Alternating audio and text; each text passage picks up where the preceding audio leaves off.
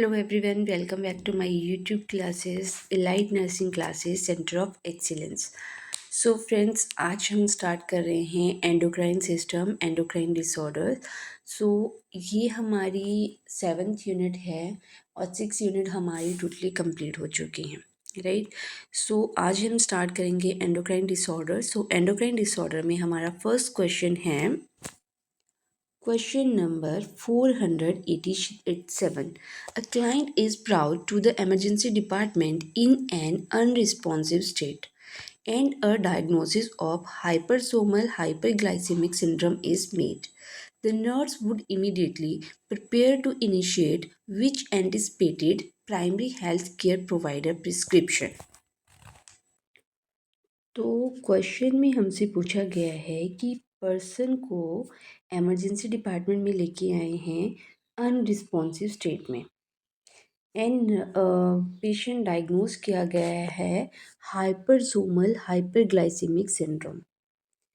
So nurse का immediate action क्या होगा, किस चीज़ के लिए वो प्रिपेयर करेगी, कौन से एक्शन के लिए वो प्रिपेयर करेगी खुद को कि प्राइमरी हेल्थ केयर प्रोवाइडर अब मुझे ये ऑर्डर देने वाले हैं, ये प्रिस्क्रिप्शन देने वाले हैं फॉर द क्लाइंट.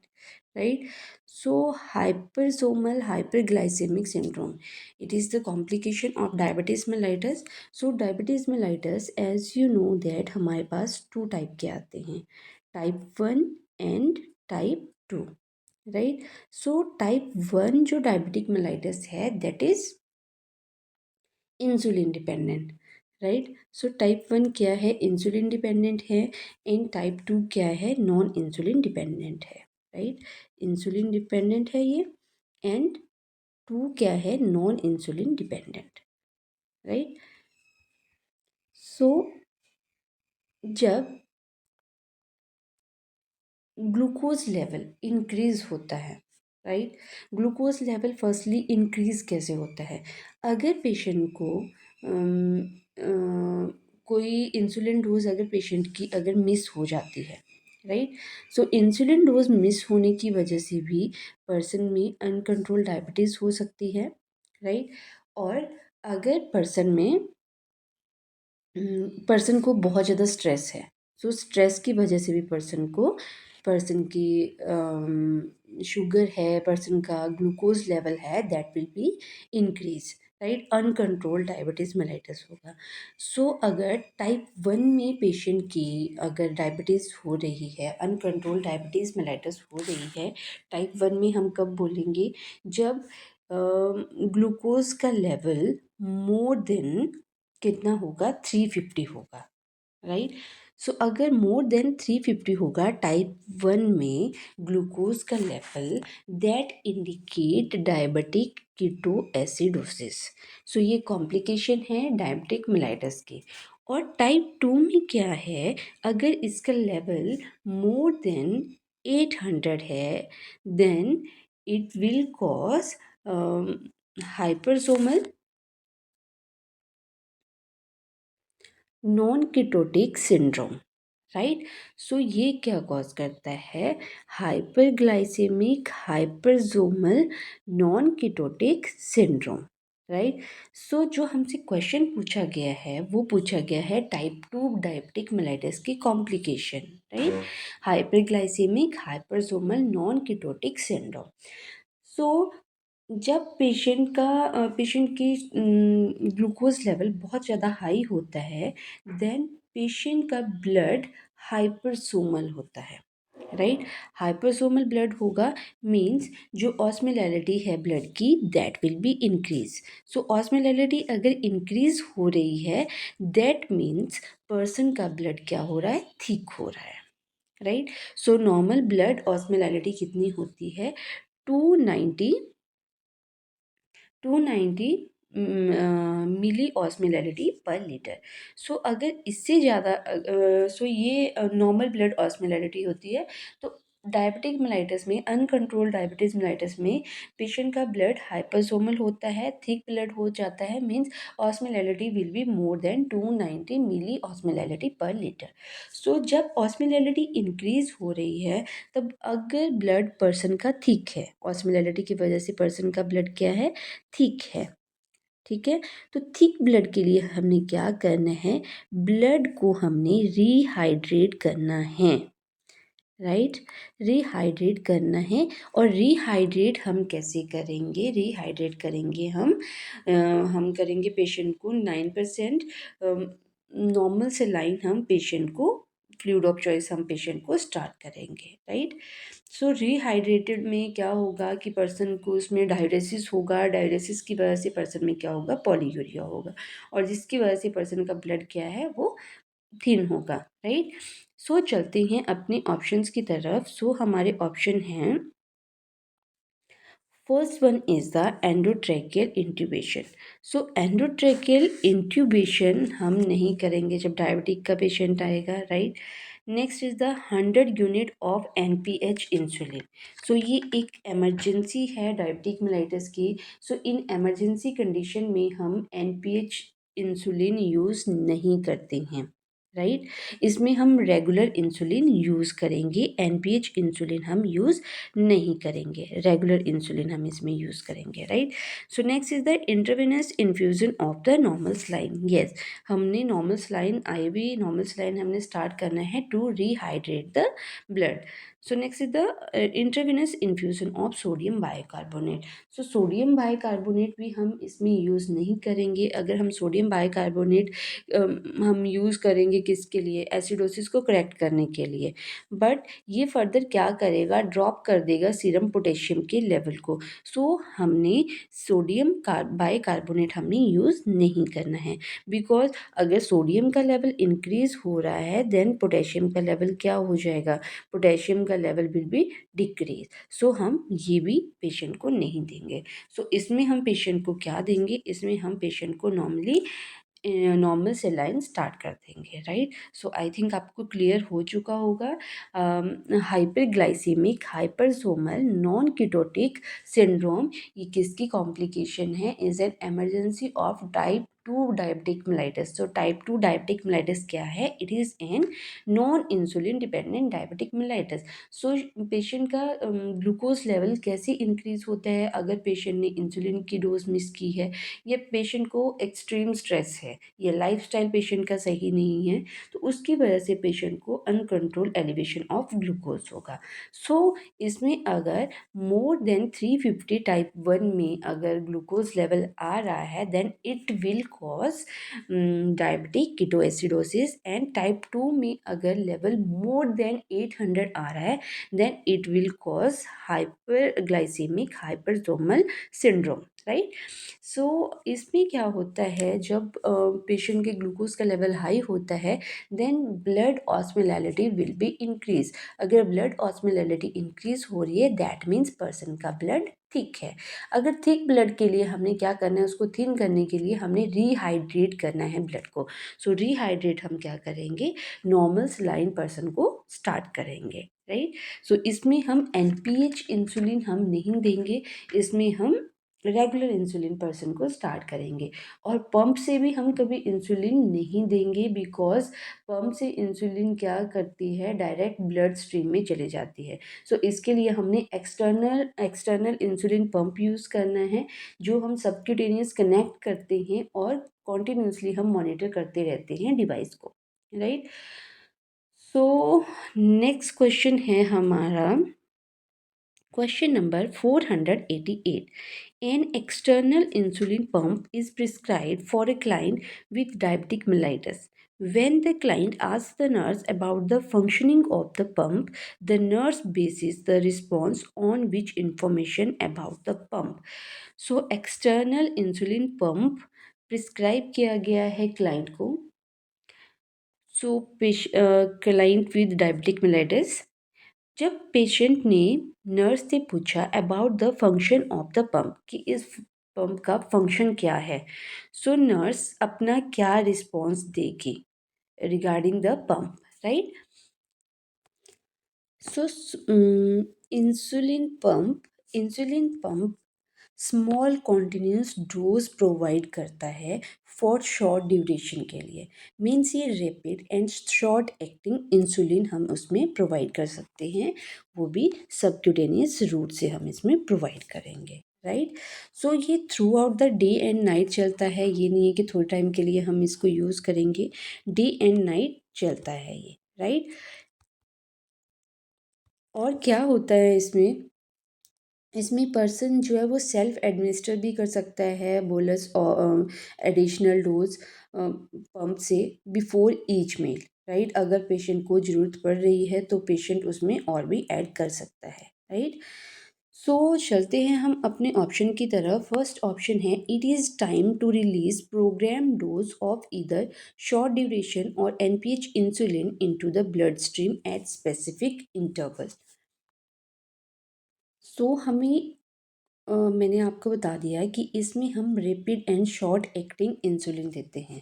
सो इसमें हमें दोनों ऑप्शन दिए गए हैं, short duration and MPH insulin into the blood stream at specific interval. No, इस ये ऑप्शन हमारा गलत है, बिकॉज जो ये हम पंप यूज़ करते हैं इसमें हम स्मॉल कॉन्टिन्यूस डोज देते हैं और वो भी शॉर्ट ड्यूरेशन के लिए, और वो rapid and short acting insulin हम इसमें यूज़ करते हैं, राइट। एंड सबक्यूटेनियस हम मेथड हम इसमें यूज़ करते हैं, सबक्यूटेनियस रूट हम इसमें यूज़ करते हैं, एंड ये throughout the day and night चलती है, स्पेसिफिक इंटरवल के लिए नहीं चलती है। So that this option is incorrect.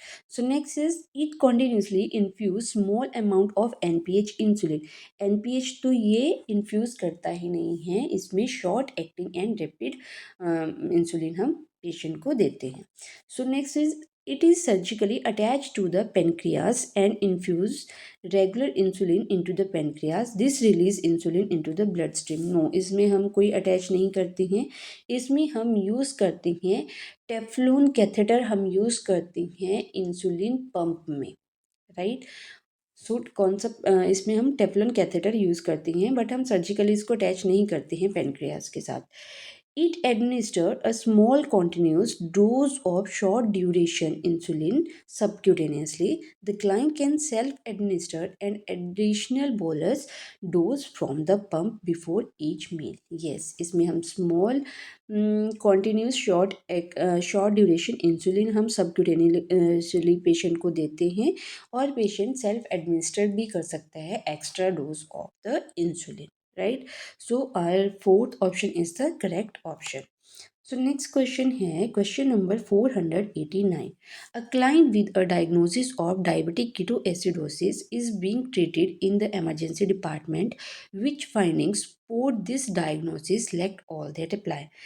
अब क्लाइंट को डायग्नोज किया गया है डायबिटिक कीटोएसिडोसिस से। So as I we know that कि diabetic ketoacidosis is the complication of type 1 diabetic mellitus when the glucose level more than 300, right, is being treated in the emergency department में इसको treat किया जा रहा है।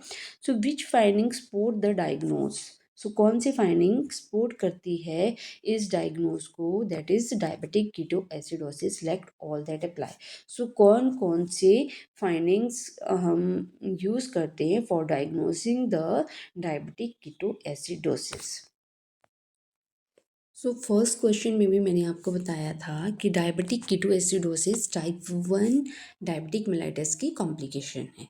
सो इसमें क्या होगा, इसमें ये इंसुलिन डिपेंडेंट डायबिटिक मेलाइटस है, एज यू नो दैट कि ये इंसुलिन के ऊपर डिपेंड होती है, एंड इसमें इसका लेवल कैसे इंक्रीज़ होता है अगर पर्सन को एनजाइटी है, स्ट्रेस है, या इंसुलिन की डोज मिस हुई है, तो उसकी वजह से अनकंट्रोल ग्लूकोज लेवल होगा, that will be more than 300, right. 300, more than 300 होगा, तो उसकी वजह से ये क्या कॉज करेगा, diabetic ketoacidosis, right, DKA cause करेगा। सो डायबिटिक पेशेंट में इसमें टाइप 1 डायबिटिक मेलाइटिस में क्या है, पेशेंट इंसुलिन सिक्रीट नहीं कर पाएगा, इंसुलिन सिक्रीट ये नहीं कर पाता है, तो उसकी वजह से हमें पेशेंट को एक्सटर्नल इंसुलिन देना पड़ता है। मीन्स हम इंसुलिन की डोज पेशेंट को देते हैं, इंसुलिन सिक्रीट नहीं कर पाता है पेशेंट, राइट। सो उसकी वजह से अगर पर्सन में इंसुलिन सिक्रीट नहीं हो रहा है, देन पर्सन को हाइपरग्लाइसीमिया होगा, राइट। हाइपरग्लाइसीमिया इसमें पर्सन को हो जाएगा, मीन्स ग्लूकोज का लेवल पर्सन का इंक्रीज हो जाएगा, that would be more than 300 भी हो सकता है, इससे कम भी हो सकता है। अगर मोर देन 300 हुआ तो पेशेंट को डायबिटिक कीटोएसिडोसिस होगा, राइट।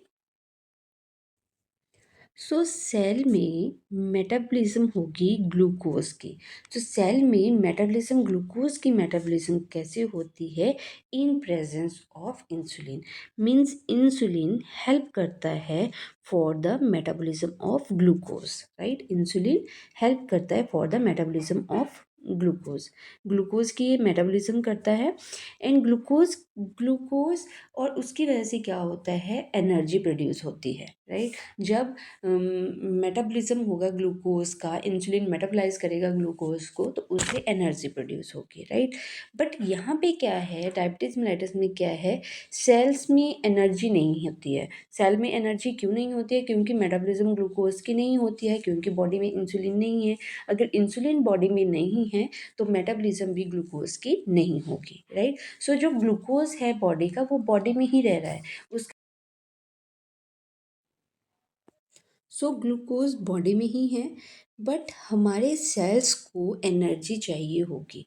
हमारे सेल्स को तो एनर्जी चाहिए, तो सेल क्या करेंगे? एनर्जी लेने के लिए क्या करेंगे? स्टार्ट कर देंगे break down of lipids and fat. So ये लिपिड्स एंड फैट्स की ब्रेक डाउन स्टार्ट कर देंगे। लिपिड और फैट की ब्रेक डाउन की वजह से क्या होगा? कीटोन्स बॉडी प्रोड्यूस होंगे, राइट। सो कीटोन्स वहाँ से प्रोड्यूस होना स्टार्ट हो जाएंगे due to breakdown of lipids और फैट, राइट। सो उनकी ब्रेकडाउन की वजह से अमाइनो एसिड बनेगा और कीटोन बनना स्टार्ट हो जाएगा। Amino acid and ketones, right. Amino acid और कीटोन बॉडी बनना स्टार्ट हो जाएंगे, right, due to the breakdown of the fatty acid, right. Fit due to the fats की वजह से, फैट की ब्रेकडाउन हो रही है और लिपिड्स की ब्रेकडाउन हो रही है, तो उसकी वजह से अमाइनो एसिड्स एंड कीटोन बनना स्टार्ट हो जाएंगे। उसकी वजह से क्या होगा? कीटो एसिडोसिस होगा, that is diabetic ketoacidosis person में होगा। सो ये हो गया हमारा concept diabetic ketoacidosis. So diabetic ketoacidosis type 1 diabetic mellitus की कॉम्प्लिकेशन है when blood glucose level is more than 300, right. So इसमें क्या होता है? पेशेंट इंसुलिन सिक्रीट नहीं कर पाता है, जिसकी वजह से पर्सन को हाइपरग्लाइसीमिया हो जाता है। सो जो हमारे सेल्स हैं उनको ग्लूकोज की जब मेटाबॉलिज्म होती है सेल्स में, that need insulin. But type 1 में इंसुलिन तो पर्सन की बॉडी में नहीं होता है। तो इंसुलिन अगर बॉडी में नहीं है, दैट मीन्स ग्लूकोज की मेटाबॉलिज्म भी वहाँ पे नहीं होगी, ग्लूकोज मेटाबोलाइज नहीं होगा। बट जब ये मेटाबॉलिज्म होती है तो एनर्जी प्रोड्यूस होती है, बट सेल्स को तो एनर्जी चाहिए होगी। हमारे सेल्स, बॉडी के सेल्स को तो एनर्जी चाहिए। वो तो जहाँ मर्जी से लेंगे, वो उनको तो चाहे उनको नहीं पता कि अगर इंसुलिन नहीं रिलीज़ हो रहा है तो वो कहीं और से एनर्जी वो रिसीव करेंगे। तो वो एनर्जी कहाँ से रिसीव करेंगे? वो क्या करेंगे? वो स्टार्ट कर देंगे break down of lipid and fats. जब ब्रेक डाउन होगी लिपिड्स एंड फैट की, तो उसकी वजह से अमाइनो एसिड और कीटोन्स प्रोड्यूस होना स्टार्ट हो जाएंगे। तो जिसकी वजह से क्या होगा? कीटो एसिडोसिस होगा। उसको हम क्या बोलेंगे? डायबिटिक कीटो एसिडोसिस हम उसको बोलेंगे, राइट। सो इसको कंपनसेट करने के लिए हमारी बॉडी में क्या साइन एंड सिम्टम्स आएंगे? क्योंकि इसमें मेटाबॉलिक एसिडोसिस हो रहा है। सो मेटाबॉलिक एसिडोसिस को कंपनसेट करने के लिए हमारी बॉडी भी काम करेगी। हमारी बॉडी उसके लिए कैसे रिएक्ट करेगी? फर्स्टली लंग्स स्टार्ट करेगी वर्क करना। सो लंग्स में क्या होगा? लंग्स में respiratory rate will be increase, right. Respiration भी इंक्रीज हो जाएगी एंड जिसमें इसका जो मेन सिम्टम्स आता है, that is Kussmaul respiration. So Kussmaul respiration में क्या होगा? जो रेस्पिरेशन होगी पर्सन की, वो डीप होगी एंड कुस्मल रेस्पिरेशन में रेस्पिरेशन फास्ट होगी एंड डीप रेस्पिरेशन होगी। सो ये आ जाएंगे हमारे लंग्स पे, राइट। पेशेंट की लंग्स पे ये ऐसे अफेक्ट करेंगे। सो नेक्स्ट फैटी एसिड क्या प्रोड्यूस करेगी? एसीटोन प्रोड्यूस करेगी, राइट। सो एसीटोन प्रोड्यूस होने की वजह से पर्सन में फ्रूट लाइक मतलब ब्रीदिंग स्मेल उनकी कैसी आएगी? फ्रूटी ब्रीदिंग स्मेल पर्सन से आएगी, राइट। ऑस्मोलैलिटी की वजह से पर्सन में पॉलीयूरिया होगा और हाइपोक्लेमिया पर्सन में होगा, राइट। मीन्स पोटेशियम का लेवल इसमें पर्सन का लो होगा एंड पॉलीयूरिया पर्सन में होगा, right. And plasma bicarbonate level will be decrease. So चलते हैं हम अपने ऑप्शंस की तरफ। सो हमारे ऑप्शंस में क्या बताया गया है इसमें कि कौन कौन से डायग्नोस्टिक टेस्ट हम यूज़ करते हैं for diagnosing the diabetic ketoacidosis. So firstly increase in pH, no increase नहीं होगी pH, pH will be decrease less than 7, right. So next is the comatose state. So comatose state is the last, last में आएगी ये, last complication होती है ये diabetic ketoacidosis की। तो ये लास्ट में होगा जब सिवियर डायबिटिक कीटोएसिडोसिस होगा, जब पर्सन की अनकंट्रोल, जब कंट्रोल नहीं हो पाएगी डायबिटीज़, देन ये लास्ट में कैमाटोज स्टेट होगी। तो इससे हम डायग्नोस नहीं कर सकते।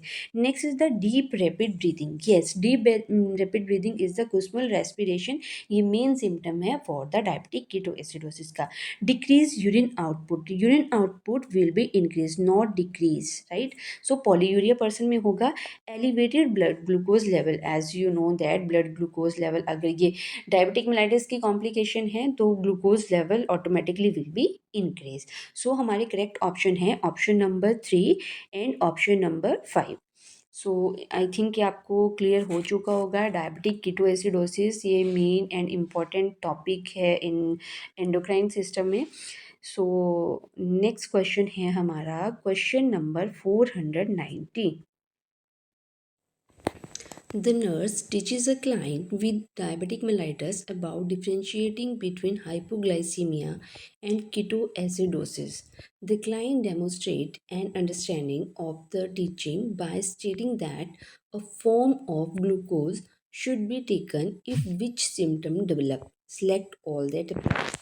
So nurse teach कर रही है client को with diabetic mellitus about differentiation between the hypoglycemia and ketoacidosis, right, कि what is the difference between hypoglycemia and ketoacidosis. So ये as a nurse आप teach कर रहे हो to a diabetic patient. The client demonstrate an understanding of the teaching by stating that a form of glucose should be taken if which symptom develop, right. Select all that apply. सो इसमें हमसे पूछा गया है hypoglycaemia and ketoacidosis के बारे में, right. सो hypoglycaemia की patient ऐसी कौन सी स्टेटमेंट देगा जिससे हमें पता चलेगा कि पेशेंट ने अंडरस्टैंड किया है आपकी टीचिंग को। So firstly hypoglycaemia. So hypoglycaemia क्या है ये आपको पता ही होगा। हाइपोग्लाइसीमिया जिसमें ग्लूकोज लेवल लो होता है।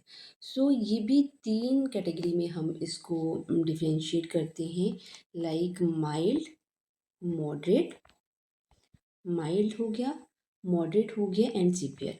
माइल्ड में आता है if blood glucose level less than 70, right. Moderate में आएगा इफ़ लेस देन 40, राइट, ये आ गया हमारा मॉडरेट में। And if the level is less than 20, that is severe, right. So 3 categories में हम इसको डिवाइड करते हैं, less than 70, less than 40 and less than 20। So less than 40 हो गया mild, moderate and severe.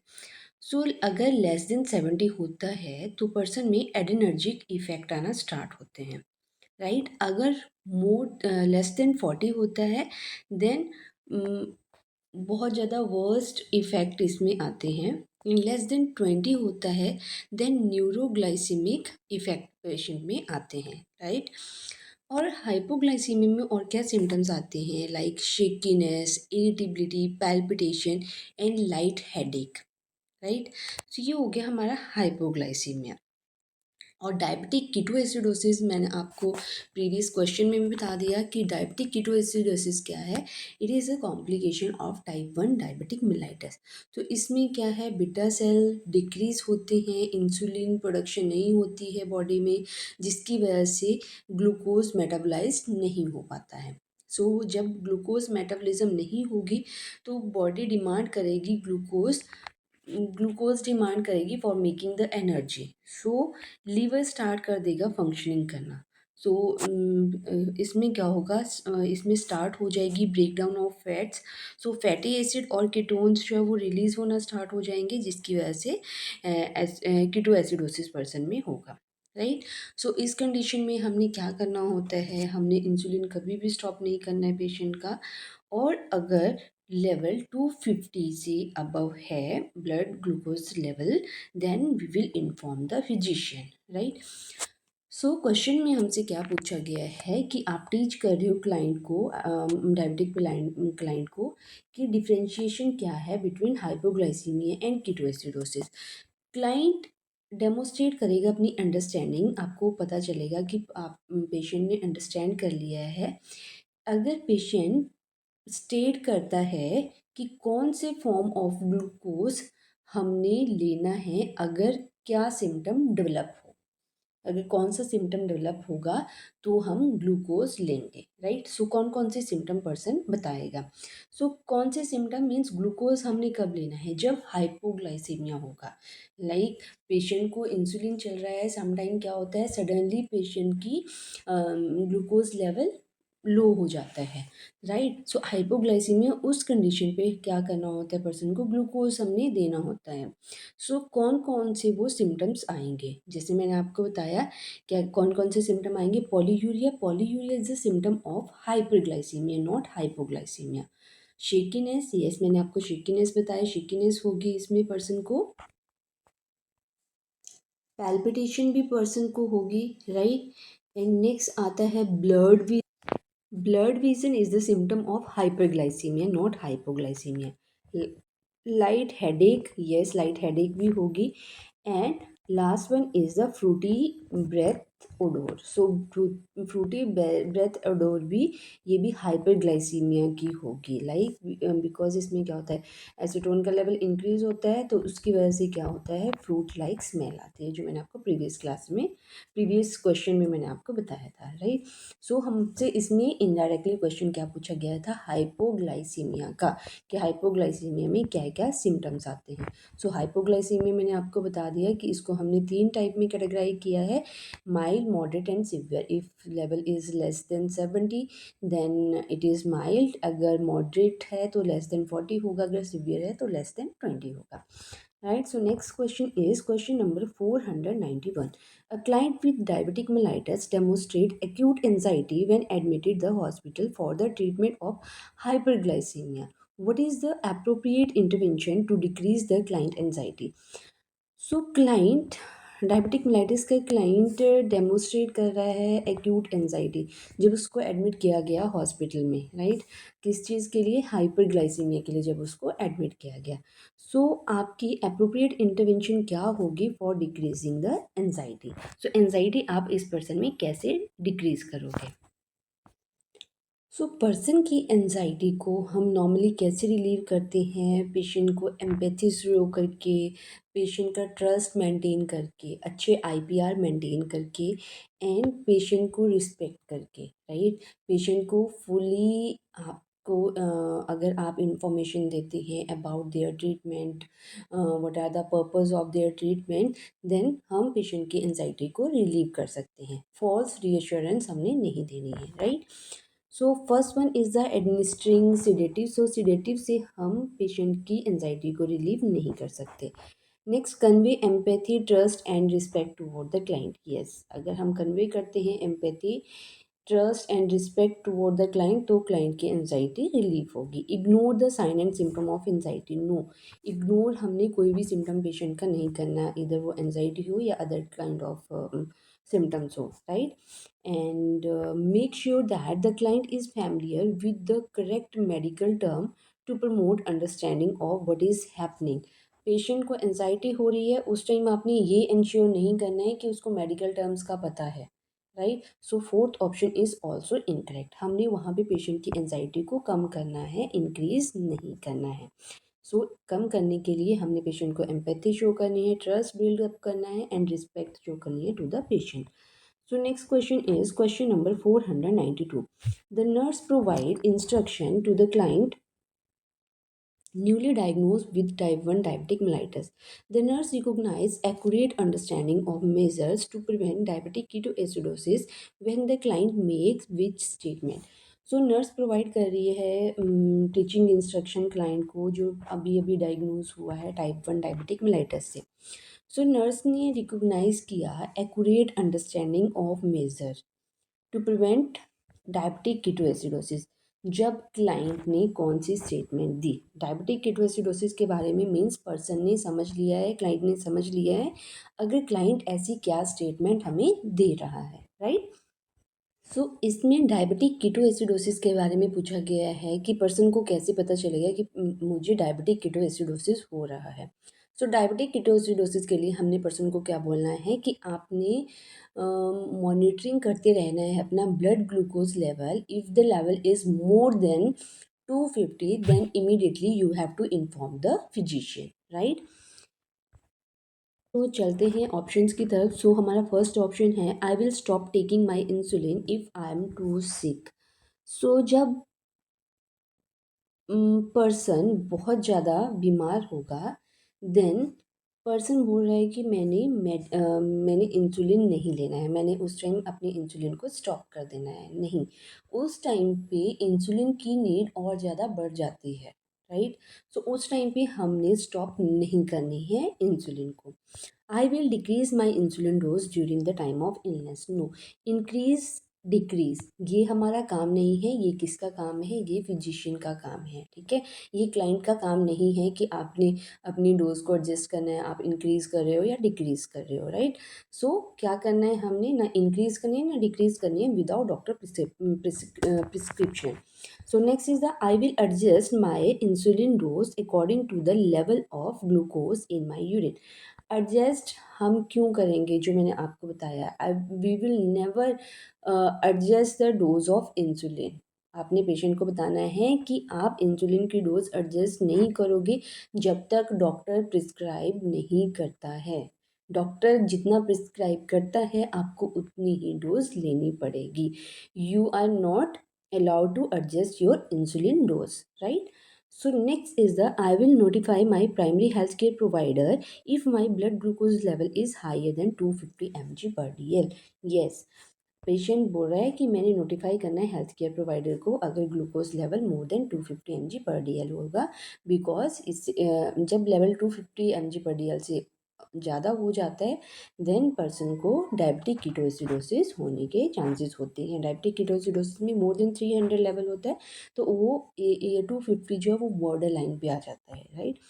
So next question is question number 493. A client is admitted to a hospital with a diagnosis of diabetic ketoacidosis. The initial blood glucose level is 950 mg per dl. A continuous intravenous infusion of short acting insulin is initiated, along with IV rehydration with normal saline. The serum glucose level is now decreased to 240 mg per dl. The nurse would next prepare to administer which medication. So question में हमसे पूछा गया है कि client admit हुआ है hospital में diagnose of diabetic ketoacidosis, right. So diabetic ketoacidosis person को है. So initial blood glucose level person का कितना था? 950 mg पर डीएल. कॉन्टिन्यूस पर्सन को आईवी इन्फ्यूज़न दिया गया and short acting insulin initiate की गई, right. So along with IV rehydration with normal saline, right. So IV infusion person को स्टार्ट किया गया, शॉर्ट एक्टिंग इंसुलिन इनिशिएट किया गया और आईवी रिहाइड्रेशन थेरेपी स्टार्ट की गई with normal saline, right. So serum glucose level कितना आया है पर्सन का? डिक्रीज हो गया, 240 mg पर डीएल आ गया पर्सन का. Nurse would next prepare to administer which medication. उसके बाद आप कौन सी मेडिकेशन प्रिपेयर करोगे for the administration, right. So diabetic ketoacidosis जो हम प्रीवियस क्वेश्चंस में कर रहे हैं, it is the complication of diabetic mellitus type 1. So question आपको समझ आ गया. 950 थी, 950 के बाद हमने पेशेंट को ट्रीटमेंट दिया, उसके बाद पर्सन की कितनी होगी? 240 mg पर डीएल होगी, राइट. सो इसमें क्या किया गया, जैसे मैंने आपको बताया कि इसमें जब ग्लूकोज लेवल हाई होता है तो ब्लड की ऑस्मोलैरिटी विल बी इंक्रीज। जब ऑस्मोलैरिटी इंक्रीज हुई है, जैसे जैसे हमने उसके लिए क्या किया, आईवी रिहाइड्रेट किया हमने। रिहाइड्रेशन से क्या हुआ, जो ब्लड है वो क्या हो गया, थिन हो गया, राइट। वो डाइल्यूट हो गया वाटर के साथ, तो वो थिन हो गया, राइट। ऑस्मोलैरिटी क्या होगी, डिक्रीज होगी। बट जो ऑस्मोलैरिटी है वो पूरी बॉडी की इंक्रीज हुई थी, राइट। सो पूरी बॉडी में से वो तो डाइल्यूट तो हो गया वाटर में, राइट, क्योंकि हमने आईवी रिहाइड्रेशन थेरेपी दी थी, तो उसमें डाइल्यूट हो गया सारा ब्लड, राइट। तो उसकी वजह से ऑस्मोलैरिटी डिक्रीज होगी। बट जो हमारा सेंट्रल नर्वस सिस्टम है, सेंट्रल नर्वस सिस्टम में कौन सा फ्लूइड प्रेजेंट होता है, CSF, राइट। सो CSF क्या होता है, CSF की कॉन्सेंट्रेशन क्या होती है, थिक होती है। CSF ऑलरेडी थिक होता है, बट जब हम ये दे रहे हैं, ये फास्ट हम दे रहे हैं इंसुलिन और आईवी रिहाइड्रेशन थेरेपी हम दे रहे हैं, तो उससे क्या हुआ, उससे बॉडी के जो ब्लड है वो तो उसकी ऑस्मोलैरिटी तो डिक्रीज होगी, बट जो जो CSF था उसकी ऑस्मोलैरिटी डिक्रीज नहीं हुई। मीन जो कॉन्सेंट्रेशन है वाटर की वो वहाँ पे डिक्रीज हुई है, डिक्रीज है अभी, राइट। तो उसकी वजह से क्या होगा, उसकी वजह से अगर हम यहाँ पे पेशेंट को मेडिकेशन प्रिपेयर नहीं करेंगे, कौन सी मेडिकेशन देनी है, तो अगर हम वो चीज़ नहीं देते हैं तो उससे क्या होगा, पर्सन की शुगर और ज़्यादा डिक्रीज होती रहेगी, बट जो CSF है उसमें वाटर कंसंट्रेशन कम होती रहेगी, राइट।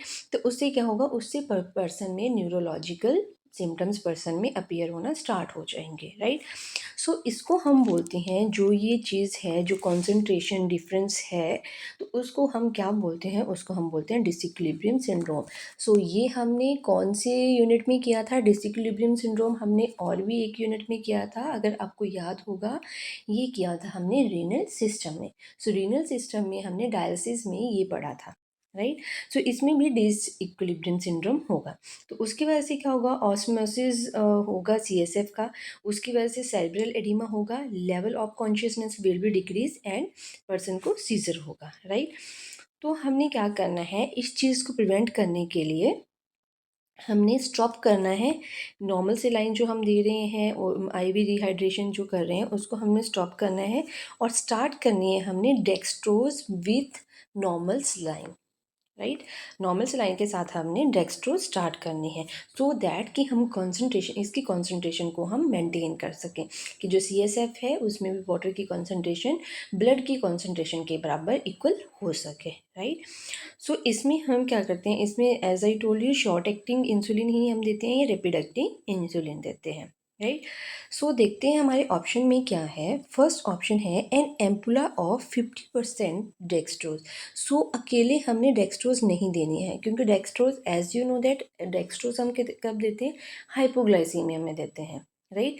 सो हमने डेक्सट्रोज सिंपल नहीं देनी है, डेक्सट्रोज के साथ हमने क्या करना है, डेक्सट्रोज के साथ हमने देनी है normal saline, right.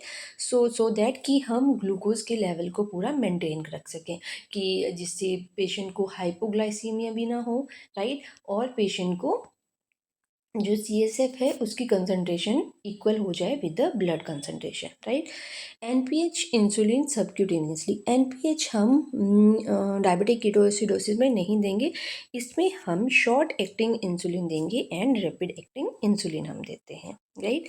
IV fluid containing dextrose, yes, IV fluid हमने देना है जिसमें डेक्सट्रोज होगी, तो हम ये देंगे, सो हम डिसइक्विलिब्रियम से प्रिवेंट करने के लिए। Phenytoin for the prevention of the seizure, seizures तो इसमें होंगे बट हम फिनाइटोइन नहीं देंगे, क्योंकि ये तो लेट की कॉम्प्लिकेशन है, जब ये चीज़ हो गई है, राइट। अभी पेशेंट का ब्लड ग्लूकोज लेवल कितना आया है, 240 आया है, मतलब वो इतनी इंक्रीज नहीं हुई है अभी, पूरी वो डिक्रीज नहीं हुई है, राइट। सो ये हम नहीं देंगे। सो हमारा करेक्ट ऑप्शन क्या आएगा, कि हमने डेक्सट्रोज प्रिपेयर करना है, IV फ्लूइड कंटेनिंग डेक्सट्रोज हमने प्रिपेयर करना है फॉर द एडमिनिस्ट्रेशन। क्लियर है, आई थिंक आपको क्लियर हो गया होगा। तो आज हमने जितने भी क्वेश्चन किए, मैक्सिमम क्वेश्चन हमारे diabetic mellitus, diabetic ketoacidosis, type 2 diabetic mellitus के थे, and this is the important question. So यहाँ से क्वेश्चन पूछा जाता है एंड आता ही आता है। So friends, I hope you are understanding so friends, आज की क्लास में इतने ही। नेक्स्ट हम करेंगे क्वेश्चन नेक्स्ट क्लास में। तब तक के लिए बाय बाय।